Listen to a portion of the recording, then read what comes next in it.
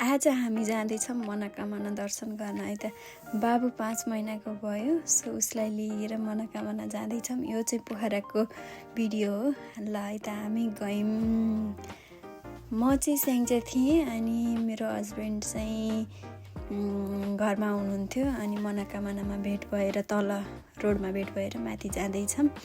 ल है त अब के हुन्छ कस्तो छ म देखाउँछु। यो मनोकामना जाने भनेको झन्डै 5-6 वर्ष भयो कि यति प्लान बनाउँथ्यौँ। प्लान भन्दा नि यस्तो गर्ने यसरी जाने भनेर एकदम प्लान बनाउँथ्यौँ हामीले, तर जान पाएको थिइनँ म चाहिँ।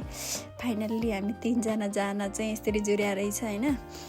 ल बाबुलाई लिएर यहाँ मैले भिडियो नि बनाउँदैछु। बाउ छोराको चाहिँ झन्डै 7-8 दिनमा चाहिँ भेट भयो आज। लु हामी चाहिँ केबल कार चढेर माथि जाँदैछौँ। कस्तो छ है त म देखाउँछु। मैले सोचेँ भन्दा अलि धेरै नै फरक रहेछ। बाटोबाट हेर्दा चाहिँ नजिकै छ जस्तो लाग्थ्यो क्या, एउटा डाँडा जस्तो देखिने। अनि वहाँ पुगेपछि चाहिँ सकिन्छ जस्तो लागेको थियो है। अलि टाढै रहेछ। अब त आउला भन्दा चाहिँ अझै टाढा रहेछ। टाढा जस्तो लाग्यो मलाई चाहिँ। बाबु नि मक्ख परेर बसिरहेछिन्। अनि हाम्रो केबल कारमा चाहिँ जोडी हुनुहुन्थ्यो साइडमा, हामी चाहिँ त साइडमा 3जना। उहाँहरूले चाहिँ हामीलाई भिडियो खिचिदिनु न भन्नुभयो। हामीले नि भिडियो खिचिदिनु भनेर 1-2टा भिडियो लियौँ उहाँबाट। सो हेरौँ है त कस्तो छ माथि। म चाहिँ पुरा एक्साइटेड छु है, किनकि धेरै समय पछाडि जान पाएको कि म चाहिँ फर्स्ट टाइम जाँदैछु। कति जानी भन्दा जान नपाएको।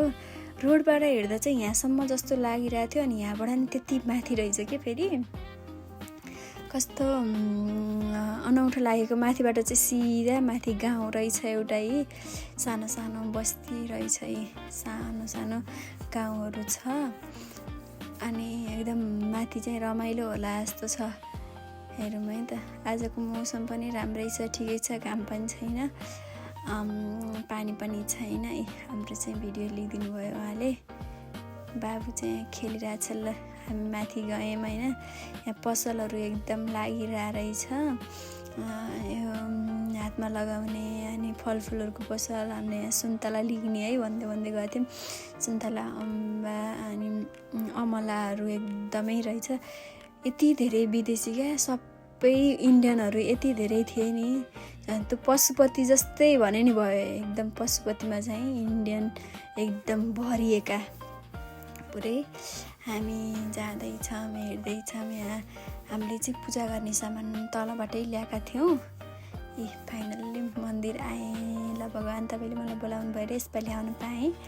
नै भने तपाईँले मलाई बोलाउनु भएकै थिएन जस्तो लाग्थ्यो कि, जानु नपाएर। ल मनोकामना देऊ त मलाई चाहिँ तपाईँले नै बोलाउनु, छिटो बोलाउनु जस्तो लाग्थ्यो कि मलाई। ल बाउ छोरा चाहिँ यहाँ टक्क फोटोसुटमा बसिराख्नु भएको छ। मैले चाहिँ भिडियो क्लिक गरिदिइहालेँ।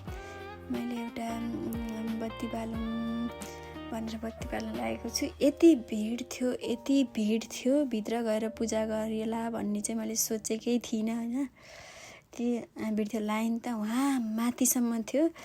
अनि जेना तेना फकाइ क्यारी भित्र चाहिँ जान सफल हुन्छ है म कसरी भनेदेखि अहिले तपाईँलाई सुनाउँछु। म बत्ती बाल्दैछु। बत्ती बालेर म यति धेरै पछाडि आउन पाएँ भनौँला भनेको। पूजा गर्ने बेलामा यो भनौँला भन्ने हुन्छ, तर बिर्सिन्छ। सो बत्ती बालेँ मैले। बत्ती बालेर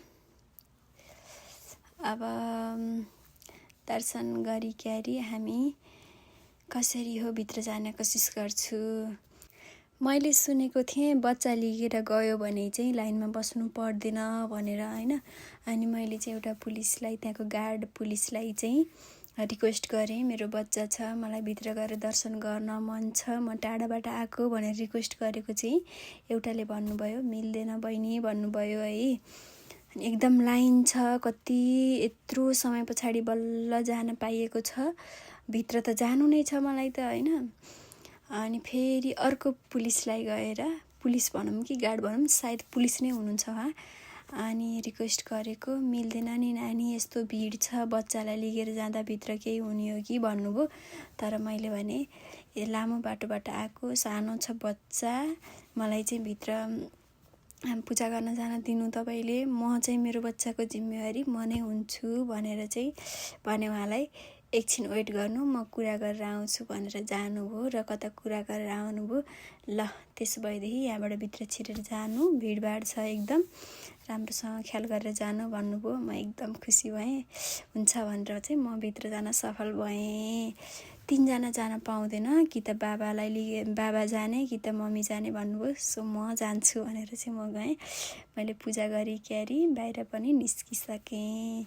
बाबुले दुःख पनि दिएन, भित्र भिड भए पनि पूजा गरिक्यारी फर्किएँ।